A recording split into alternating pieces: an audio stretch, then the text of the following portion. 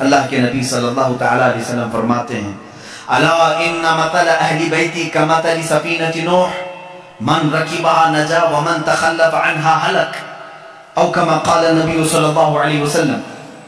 اللہ کے حبیب صلی اللہ تعالی علیہ وسلم فرماتے ہیں خبردار میرے اہل بیت، میرے گھر والے، اہل بیت سمجھتے ہیں نا، میرے اہل بیت نوح علیہ السلام کی کشتی کی طرح ہیں۔ نوح علیہ السلام کی کشتی آپ کو واقعہ معلوم ہوگا، پوری دنیا ڈوب گئی تھی مگر نوح علیہ السلام کی کشتی تیر رہی تھی۔ پہاڑ تک ڈوب چکے تھے پانی میں، پہاڑ تک ڈوب چکے تھے، لیکن نوح علیہ السلام کی کشتی پانی پر چل رہی تھی، اور اس کشتی میں جتنے لوگ تھے وہ محفوظ تھے۔ اب میرے آقا صلی اللہ علیہ وسلم کی حدیث سنو، فرماتے ہیں رسول کریم صلی اللہ علیہ وسلم میری اہل بیت، میرے گھر والوں کی مثال نوح علیہ السلام کی کشتی کی طرح ہے، جو ان کے ساتھ ہو گیا وہ نجات پا گیا۔ جیسے جو نوح علیہ السلام کی کشتی میں بیٹھا وہ ہدایت پا گیا، صحیح طریقے سے باہر نکل گیا، اور جو اہل بیت کا دامن پکڑا وہ نکل گیا، یعنی اس دنیا میں گمراہ ہونے سے محفوظ رہا۔ اب دیکھیں اس کو کہا ہے کشتی، حضور اکرم صلی اللہ علیہ وسلم نے اہل بیت کو کیا کہا ہے؟ کشتی، اور صحابہ کو کیا کہا ہے؟ نجم، ستارے۔ ستاروں کی ضرورت اسی وقت ہوتی ہے جب کشتی سمندر میں ہوتی ہے۔ دونوں کی مماثلت دیکھیں، سمندر کے سفر میں۔ اب یہاں سے ایک بات سمجھ میں آئی کہ اگر تمہیں سمندر کا سفر کرنا ہے اور تم کہتے ہو صرف تارے دیکھ کر کے میں چلوں گا، ڈوب جاؤ گی۔ تمہیں کیا چاہیے؟ کشتی چاہیے۔ تارے راستہ تو دکھا سکتے ہیں لیکن سمندر پہ چلنا تمہارے بس کی بات نہیں، کشتی پہ سوار ہونا ہوگا۔ اور اگر کوئی بندہ یہ کہے میرے پاس کشتی ہے میں کچھ بھی نہیں دیکھوں گا خود چلوں گا، وہ سمندر میں بھٹکتا پھرے گا، اسے تارے دیکھنا ہی پڑے گا۔ اس کا مطلب ہوا کہ بغیر صحابہ کے بھی دین نہیں چلے گا، بغیر اہل بیت کے بھی دین نہیں چلے گا۔ تم اگر اہل بیت کی محبت کے دعوے دار ہو تو صحابہ کو بھی ماننا ہوگا، اور اگر صحابہ کی محبت کے قائل ہو تو اہل بیت کا دامن بھی نہیں چھوڑنا ہوگا۔ اسی لیے اعلیٰ حضرت نے فرمایا، یہ دونوں لفظ یاد ہو گئے، کشتی کو ناؤ کہتے ہیں، کشتی کو ناؤ، اور صحابہ کو حضور نے نجم کہا ہے۔ اعلیٰ حضرت فرماتے ہیں اہل سنت کا ہے بیڑا پار، اصحاب حضور نجم ہے اور ناؤ ہے اطرت رسول اللہ کی۔ یہ صرف ہم ہیں کہ ہمارے پاس صحابہ کی جماعت بھی ہے اور اہل بیت کی جماعت بھی ہے۔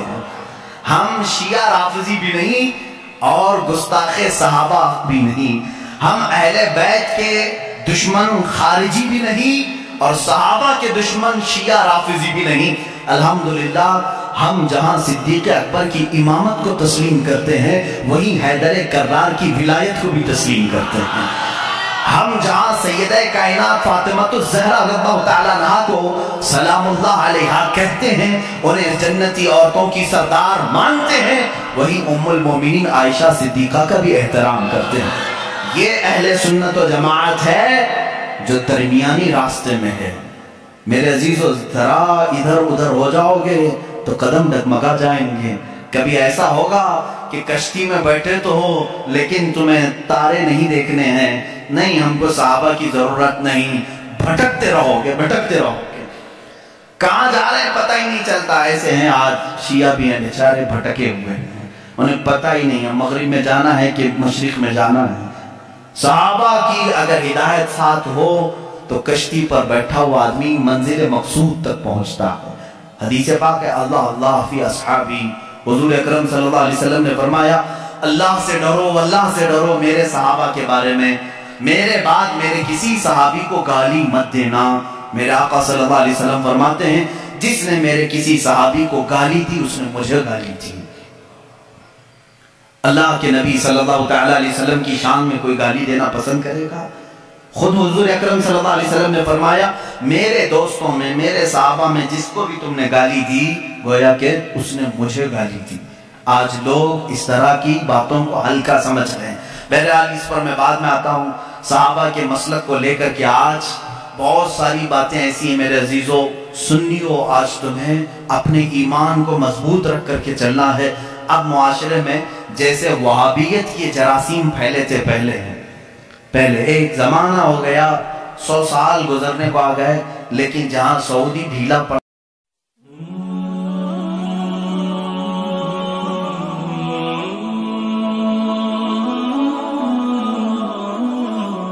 وہابی بھی ڈھیلے پڑنے لگے، کیونکہ یہ سارا ریال کا کرشمہ تھا اور سب پورے سعودی ریال اور ڈالر سے چلتے تھے۔ ریال کی ویلیو کم ہو گئی، اب وہ آ بھی نہیں رہے، بٹ بھی نہیں رہے، جس کی وجہ سے فتنہ کم ہو گیا۔ لیکن اس کے بعد جو فتنہ جنم لے رہا ہے وہ ایرانیوں کا فتنہ ہے، رافضیوں کا فتنہ ہے، شیعوں کا فتنہ ہے۔ یہ بھولے بھالے سنی مسلمانوں کے ذہن و دماغ میں ان کو معلوم ہے کہ یہ سارے سنی اہل بیت سے ٹوٹ کر محبت کرتے، اہل بیت کے نام پر ان کو گمراہ کر دو۔ وہ اپنے عقائد ہمارے درمیان ڈالنے کی کوشش کر رہے ہیں۔ ظاہر سی بات ہے، میں سیدہ فاطمہ الزہرا رضی اللہ تعالیٰ عنہ کا نام آئے تو ان کے قدموں پہ جان دینے کو تیار ہوں۔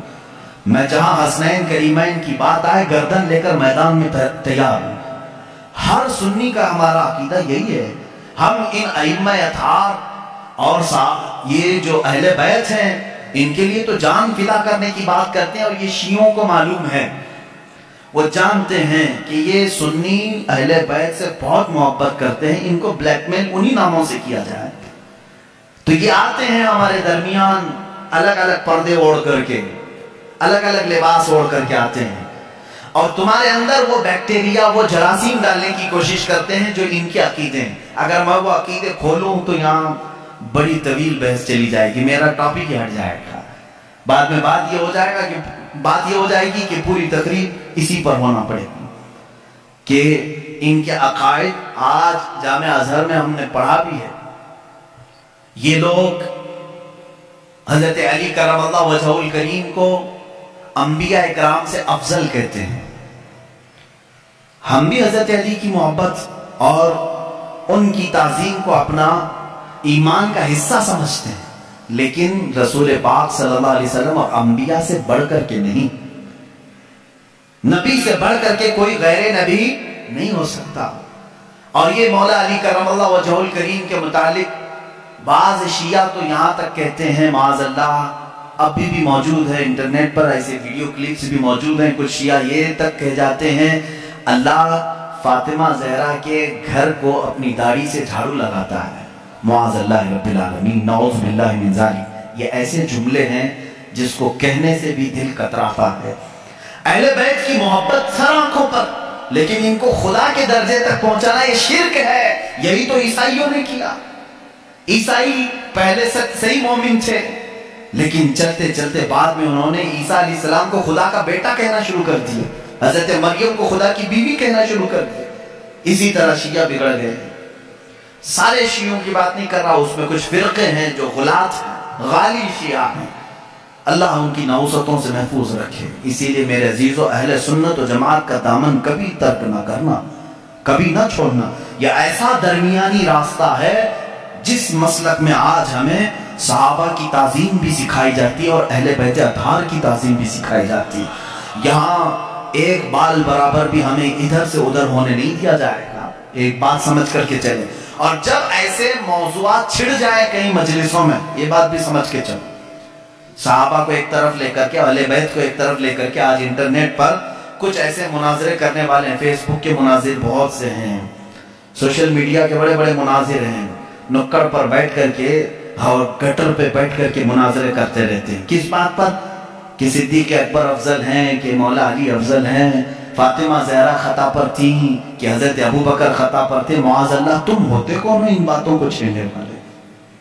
14 صدیاں گزر گئیں، نہ تم ان کے زمانے میں ہو، نہ تمہارے باپ داداؤں نے انہیں دیکھا ہے، اور آج بیٹھ کر کے تمہارا ایمان کتنا ہے، تمہارا عمل کتنا ہے، تمہارا علم کتنا ہے، اتنی مقدس ہستیوں پر تم آج انٹرنیٹ پر بیٹھ کر کے مناظرے کر رہے ہو۔